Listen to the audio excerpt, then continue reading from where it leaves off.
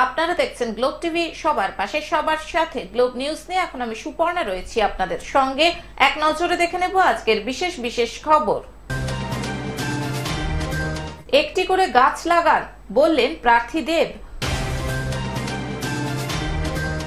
আজ মাধ্যমিকের ফল প্রকাশ। ভোট দিয়েও ঠকতে হচ্ছে ভিটে মাটি হারাদের।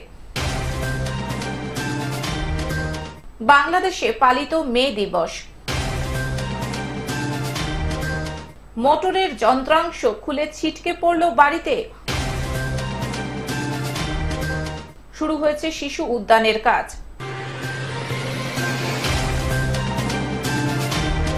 আসছে বিস্তারিত খবরে। একটি করে গাছ লাগান বললেন প্রার্থী দেব। যারা দলকে ভোট দেবেন তারা প্রত্যেকে একটি করে গাছ লাগান। রক্তদান শিবির থেকে এই বার্তা দিলেন ঘাটা লোকসভা কেন্দ্রের বিদায়ী সাংসদ এবং তৃতীয়বারের তৃণমূল কংগ্রেসের প্রার্থী দেব। আজ ২রা মে ঘাটা লোকসভা কেন্দ্রে তৃণমূল কংগ্রেস প্রার্থী দেব রক্তদান করে মনোনয়নপত্র জমা দিলেন। ঘাটালের স্বয়ংবর লজে সাংসদ পরিবারের পক্ষ থেকে গ্রীষ্মকালীন রক্তদান শিবিরের আয়োজন করা হয়।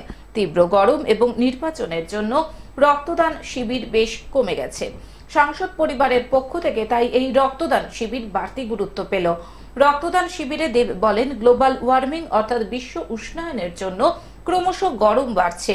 আমাদের প্রত্যেককে বিশ্ব উষ্ণায়ন রোধে এগিয়ে আসতে হবে। যারা তৃণমূল কংগ্রেসকে ভোট দেবেন তারা প্রত্যেকে একটি করে গাছ লাগান, অর্থাৎ দল যতগুলি ভোট পাবে ততগুলি বৃক্ষরোপণ করার কথা বলেন তিনি। শুধু তৃণমূল কংগ্রেস নয়, এর মধ্যে যেহেতু রাজনীতি নেই তাই বিজেপির প্রতিও তিনি একই আহ্বান জানান। সব রাজনৈতিক দলের প্রতি তিনি এই বার্তাই দিলেন।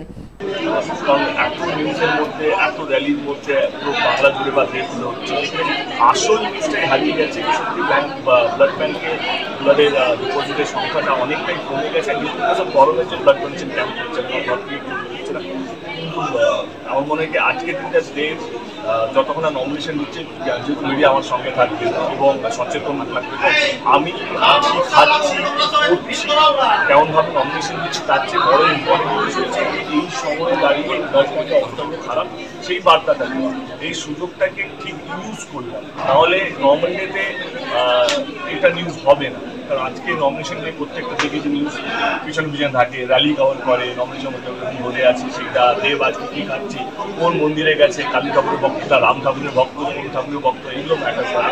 কিন্তু আমার মনে হয় জনপ্রতিনিধির কোনো ধর্ম হওয়া উচিত না। সেটা ধর্ম একটাই ধর্ম হওয়া উচিত, এটা হচ্ছে মানব যখন মানুষকে বাঁচছে না। এবং সত্যি এটা ক্রাইসিস, এটা কোনো গিমিক না, তুমি যেটা বললে কোনো একটা চমক দেওয়ার জন্য না। আমাদের প্রথম কাজটাই হচ্ছে মানুষকে বাঁচছে। আর একটা তোমাদের সামনে অ্যানাউন্স করতে চাই যে যেহেতু গরম বাড়ছে, যেহেতু যেভাবে গরম বাড়ছে, ইতিহাসে 70-80 বছর এরকম গরম পড়েনি এপ্রিল মাসে, আমরা সবাই জানি। তো আমরা উদ্যোগ নিয়েছি যে আমি ঘাটাল লোকসভা কেন্দ্রে যতগুলো ভোট পড়বে দেবের নামে ততগুলো গাছ লাগাবো আমরা ঘাটাল লোকসভা কেন্দ্রে। মানে যদি আমার 8 লক্ষ ভোট পড়ে তো আমি যদি আমার 8 লক্ষ ভোট পড়ে, 9 লক্ষ ভোট পড়ে তো আমরা 9 লক্ষ গাছ লাগাবো ঘাটাল লোকসভা কেন্দ্রে। এই গরমটা, এই চাপটা আমরা পাচ্ছি কারণ গ্লোবাল ওয়ার্মিংয়ের জন্য গাছ কাটা হচ্ছে, হচ্ছে। তো আমার কোথাও যেন মনে হয় যে আমার দায়িত্বের মধ্যে পড়ে। পশ্চিম মেদিনীপুর থেকে কল্যাণ মণ্ডলের রিপোর্ট, গ্লোব নিউজ। আজ মাধ্যমিকের ফল প্রকাশ। আজ মাধ্যমিকের ফল প্রকাশ হলো। এবার পূর্ব বর্ধমান জেলা থেকে কৃতী ছাত্রছাত্রীদের সংখ্যা 7 জন। কাটোয়া কাশিরাম দাস বিদ্যায়তনের ছাত্র অনিশ কোনার এই বছর মাধ্যমিক পরীক্ষায় 684 নম্বর পেয়ে সম্ভাব্য 10ম স্থান অধিকার করেছে। 10ম, কতটা ভালো লাগছে? অনেক ভালো লাগছে, খুবই আনন্দ হচ্ছে। আমি বলতে পারবো না কত আনন্দ হচ্ছে। বাবা থাকলে হয়তো আরও আমার দ্বিগুণ আনন্দ হতো, কারণ বাবার জন্যই সব। তা তোমার বাবা কি করতেন? বাবা আমার এসআই অফিসের আর কি, যে প্রাইমারি স্কুলের যে এসআই অফিসার সেখানকারই কর্মচারী ছিলেন, ক্লার্ক ছিলেন। পড়াশোনা কতক্ষণ করতাম এটা ঠিক ছিল না, কারণ কখনো একটু রাত জেগে পড়তাম বা সকালে দেরি করে উঠে সন্ধ্যেবেলায় পড়তাম, দিনে পড়তাম, এরকম মানে ঠিক ছিল না। যখন খুশি সময় পেলে একটু পড়তাম। গুরুজনদের যে গাইডেন্স সেই অনুসরণ করে আমার বাবার স্বপ্ন পূরণের লক্ষ্যে কি হতে চাও আগামী? আমি ইঞ্জিনিয়ারিং, বড় ইঞ্জিনিয়ার হতে চাই। কাটোয়া থেকে রাহুল রায়ের রিপোর্ট, গ্লোব নিউজ। ভোট দিয়েও ঠকতে হচ্ছে ভিটেমাটি হারাদের। ভোট দিয়েও ঠকতে হচ্ছে গঙ্গা ভাঙনে ভিটেমাটি হারাদের। ভোট আসলেই পাওয়া যাচ্ছে ঝুলি ভরা প্রতিশ্রুতি, কিন্তু কাজের কাজ কিছুই হচ্ছে না। ভোটের সময় নেতা মন্ত্রীরা ভোট চাইছেন, ভোট মিটলেই সব প্রতিশ্রুতি ভুলে যাচ্ছেন। ভোট আসে ভোট যায়, আমাদের কিছুই হয় না, এমনই আক্ষেপ শোনা গেল মালদার মানিকচক ব্লকের নারায়ণপুর চর এলাকার জমি হারাদের গলায়। নারায়ণপুর চর এলাকার প্রায় 500টি পরিবার গঙ্গা ভাঙনে ভিটে মাটি হারিয়ে মানিকচক গঙ্গা ঘাট সংলগ্ন এলাকায় খড়কুটো দিয়ে ঘর বেঁধে থাকছে। আপনারা কি ভোট দেন? আমরা একটা বুথ 550 ফ্যামিলির একটা বুথ আছে নারায়ণপুর চরে, একটা বুথ। আপনারা প্রতিবার ভোট দেন? প্রত্যেকবার আমরা ভোট দিই। তো কি হয়, ভোটের তো দেন, সবাই জান ভোট দিচ্ছি, আবার ভোট যা হচ্ছে পাবলিক দিচ্ছে, কিন্তু কথা আর কেউ শুনে না। ভোট দেন? ভোট দিচ্ছি কিন্তু আমাদের কাজ হয় না। কেউ বা খোলা আকাশের নিচে, রোদ বৃষ্টি থেকে বাঁচার জন্য উপরে শুধুই ত্রিপল। ছোট ছোট শিশুদের নিয়ে অতি কষ্টে দিন গুজরান করতে হচ্ছে। থাকার ঠাঁই তো দূরের কথা, তাদের জন্য বিশুদ্ধ পানীয় জল ও শৌচালয়ের ব্যবস্থাও নেই। পানীয় জল হিসেবে গঙ্গার জল পান করেন। খোলা জায়গায় মাঠে ঘাটে শৌচকর্ম করতে হয়, তাতেও কপালে জোটে জমি মালিকদের গালমন্দ। ভিটেমাটি হারা অস্থায়ী বাসিন্দার অভিযোগ, সরকার আমাদের ঠকাচ্ছে। ভোট আসছে ভোট যাচ্ছে, আমাদের জন্য কেউই কিছু করছে না। শৌচালয় পানীয় জলের ব্যবস্থা পর্যন্ত নেই। পানীয় জল হিসেবে নদীর জল খাওয়ায় বিভিন্ন রোগ হচ্ছে আমাদের। হাতে পায়ে ধরে ভোট চাইছে সকল রাজনৈতিক দল, ঝুলি ভরে প্রতিশ্রুতি দিচ্ছে। ভোট শেষ হয়ে গেলে আমাদের জন্য কিছুই করছে না। ছোট ছোট ছেলে মেয়েদের নিয়ে সবসময় আতঙ্কে থাকি। সরকার আমাদের জমি পুনর্বাসনের ব্যবস্থা করে দিলে ভালো হয়। নারায়ণপুর চরে গেলাম, নারায়ণপুর চরে থাকতে থাকতে যখন কেটে গেল নারায়ণপুর চর, তবে এখানে চোরা এপারে আসলাম আমাদের মানিকচক ঘাটে। মানিকচক ঘাটে আসা হয়ে গেল 3 বছর। 3 বছর থেকে আমরা ভোট করি, কিন্তু আমাদেরকে কেউ। অপর এক অস্থায়ী বাসিন্দা বলেন, আমাদেরকে শুধু ভোট ব্যাংক হিসেবে ব্যবহার করা হচ্ছে। বারবার প্রতিশ্রুতি দিচ্ছে পুনর্বাসনের ব্যবস্থা করে দেওয়া হবে। পুনর্বাসন তো দূরের কথা, শৌচালয় বিশুদ্ধ পানীয় জলের ব্যবস্থাও করেনি আমাদের জন্য। নারায়ণপুর চরে গঙ্গা ভাঙনে আমাদের ভিটেমাটির সব গঙ্গা বক্ষে। আমরা প্রায় 500 পরিবার মানিকচক ঘাটে নদীর তীরে অস্থায়ীভাবে বসবাস করছি। আর বাকি যারা যারা কিছু ব্যক্তিবর্গ আছে তাদেরকেও সহযোগিতা করছেন, এবং টিল যতক্ষণ না এটা শেষ হচ্ছে, ম্যাডাম সাবিত্রী মিত্র এটা নিজে অবজারভেশনে রেখেছেন মানিকচকে, এবং এলাকার মানুষের কাছে ঘুরে গিয়ে দেখা করছেন যে কিভাবে এই ব্যাপারগুলোকে আর সলিসিটেশনে আনা যায়। সরকার আমাদের পুনর্বাসনের ব্যবস্থা করুক, আর এই নিয়ে শুরু হয়েছে রাজনৈতিক চাপানোতর। আমরা চাই তারা আমাদের পাশে আছে, তারা তাদের স্থায়ী সমাধান চাই, গঙ্গা ভাঙন রোধ চাই, এবং তাদের উপযুক্ত যা পরিষেবা দরকার একটা মানুষের, সেই পরিষেবা দেওয়ার চেষ্টা করব। মালদা থেকে অভিষেক দাসের রিপোর্ট, গ্লোব নিউজ। বাংলাদেশে পালিত মে দিবস। বিশ্বের অন্যান্য দেশের মতো বাংলাদেশেও বুধবার শ্রমজীবী মানুষের অধিকার প্রতিষ্ঠায় নানা কর্মসূচির মধ্য দিয়ে পালিত হয়েছে মহান মে দিবস। ঢাকায় জাতীয় প্রেস ক্লাবের সামনে বিভিন্ন শ্রমিক সংগঠন র্যালি, মানববন্ধন ও আলোচনার সভা করেছে। এছাড়াও বাংলাদেশের বিভিন্ন জেলায় জেলায় বর্ণাঢ্য র্যালি ও আলোচনা সভা অনুষ্ঠিত হয়েছে।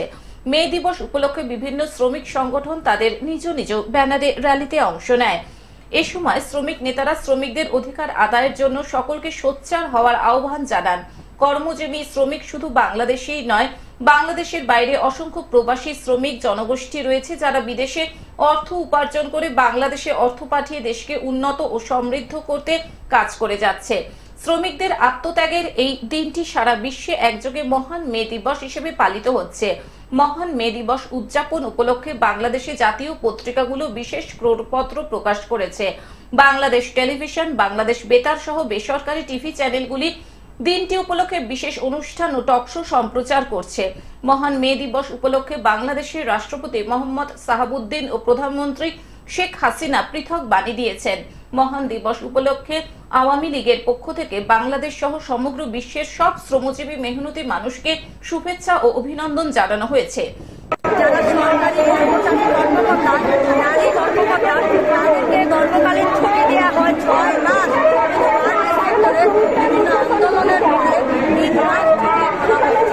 ঢাকা থেকে হাবিবুর রহমানের রিপোর্ট, গ্লোব নিউজ। মোটরের যন্ত্রাংশ খুলে ছিটকে পড়ল বাড়িতে। একটি বেসরকারি ফ্যাক্টরির মোটরের যন্ত্রাংশ খুলে অদূরে ছিটকে পড়ল একটি বাড়িতে। এর ফলে ক্ষতিগ্রস্ত হলো বাড়ির একাংশ। এই ঘটনায় আহত হয়েছেন এক যুবতী। আসানসোলের জামুরিয়া থানার ইকরার ঘটনা। প্রত্যক্ষদর্শীরা বলেন, আজ বৃহস্পতিবার সকালে হঠাৎ করেই একটি বিকট শব্দ শুনতে পান তারা। তারপর দেখা যায় উপর থেকে একটি গোলাকার বস্তু বাড়ির উপরে পড়ে। এরপর ওই বস্তুটি মাটির নিচে চলে যায়। এই ঘটনার পর গ্রামের মানুষেরা আতঙ্কিত হয়ে পড়েন। গ্রামের মানুষদের দাবি, অবিলম্বে এই ঘটনায় ক্ষতিগ্রস্তদের ক্ষতিপূরণ দিতে হবে।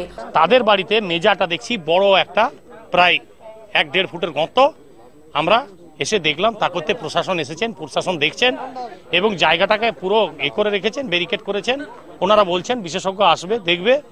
খবর পেয়ে ঘটনাস্থলে জামুরিয়া থানার পুলিশ পৌঁছায়। পুলিশের প্রাথমিক অনুমান, জামুরিয়ার যদুডাঙ্গা এলাকায় একটি বেসরকারি ফ্যাক্টরিতে মোটরের যন্ত্রাংশ খুলে ছিটকে পড়ে এই ঘটনা ঘটেছে। উত্তেজিত জনতা ও গ্রামের স্থানীয় বাসিন্দারা কারখানার গেটের সামনে জামুরিয়া রানীগঞ্জ মুখ্য সড়ক অবরোধ করে বিক্ষোভ দেখায়। পাশাপাশি কারখানা ভাঙচুর চালানো হয়েছে। যে কারখানার যন্ত্রাংশ ভেঙে উড়ে গিয়ে বাড়ির মধ্যে পড়েছে ও একজন যুবতী আহত হয়েছেন, সেই কারখানাটিতেই কার্যত ভাঙচুর চালানো হয়েছে বলে অভিযোগ। आवाज किया तो हम लोग को डर के मारे तो सारा आदमी भाग गया, सारा इधर उधर भागने लगा। तो आधा 1 घंटा के बाद सारा आदमी फिर शांत जब हुआ, आवाज शांत हुआ, पूरा धुआं धुआं हो गया था। सारा आदमी फिर आया दौड़ के इधर फिर देखने के लिए क्या हुआ। तो हम लोग जब आए तो देखे तो यहाँ चक्का टूट गया। আসানসোল থেকে সৌমিত্র গাঙ্গুলির রিপোর্ট, গ্লোব নিউজ। শুরু হয়েছে শিশু উদ্যানের কাজ। একসময় ছোটদের আবেগ ছিল এই পার্কটি, এখন সেই চিলড্রেন্স পার্ক বা শিশু উদ্যানের কাজ শুরু হয়েছে। দীর্ঘদিন বেহাল অবস্থায় পড়ে থাকার পর অবশেষে এই পার্কের কাজ শুরু হয়েছে। এখন চলছে নিকাশি নালার কাজ। জলপাইগুড়ি পৌরসভার উপপৌরপিতা সৈকত চ্যাটার্জির হাত ধরে শুরু হয়েছে এই কাজ। নিকাশি নালার কাজের শেষে বাকি কাজ শুরু হবে, এমনটাই জানা গিয়েছে। তাই এখন জোর কদমে নিকাশি নালার কাজ হচ্ছে। এরপর বাকি অন্যান্য কাজও শুরু হওয়ার কথা জানিয়েছেন সৈকত চ্যাটার্জি।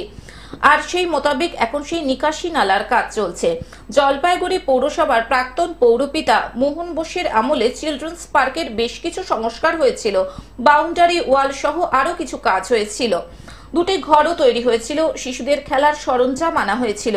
কিন্তু করোনার সময় কয়েক বছরই কাজ পিছিয়ে যায়। বর্তমানে সেই সব জিনিসপত্র নষ্ট হয়ে গিয়েছে। এবার তাই চিলড্রেন পার্কের কাজ আবার নতুন করে শুরু হয়েছে। আগামী 1 মাসের মধ্যে নিকাশি নালার কাজ পুরো শেষ হয়ে যাবে। তারপরে নতুন টেন্ডার করে বাকি কাজ শুরু হবে, এমনটাই খবর পৌরসভা সূত্রে। না, এটা কিসের? এইটা কি কাজ? ড্রেনের কাজ। ড্রেনের কতটা ড্রেন হচ্ছে? তাও 1 কিলোমিটার হবে। 1 কিলোমিটার। কবে নাগাদ শেষ হবে আশা করছেন? দেরি আছে, সময় লাগবে। এখন আরো মিনিমাম 15 দিন লাগবে। এখন কোন পর্যায়ে কাজ করছেন? মানে এখন কাজটা কত দূর? এখন কাজ চলতেছে শেষের দিকে। জলপাইগুড়ি থেকে সায়ন সেনের রিপোর্ট, গ্লোব নিউজ।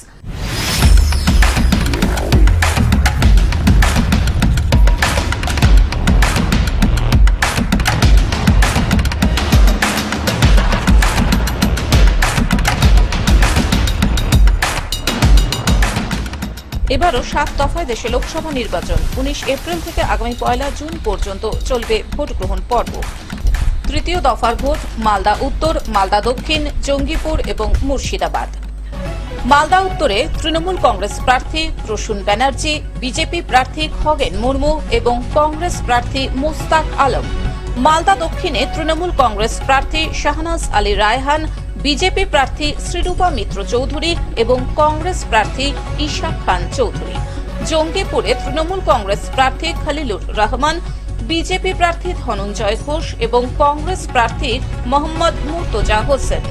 মুর্শিদাবাদে তৃণমূল কংগ্রেস প্রার্থী আবু তাহের খান, বিজেপি প্রার্থী গৌরীশঙ্কর ঘোষ এবং সিপিআইএম প্রার্থী মোহাম্মদ সেলিম। এখন থেকে গ্লোব টিভি দেখুন আপনার স্মার্টফোনেও। গুগল প্লে স্টোর অথবা অ্যাপল স্টোর থেকে ডাউনলোড করুন গ্লোব টিভি লাইভ অ্যাপ এবং জিও টিভি অ্যাপ। এছাড়াও জিও ফাইবারেও গ্লোব টিভি দেখুন 1457 নম্বরে। আজকের মতন গ্লোব নিউজ এখন এই পর্যন্তই। দেখতে থাকুন গ্লোব টিভি, সবার পাশে সবার সাথে। নমস্কার।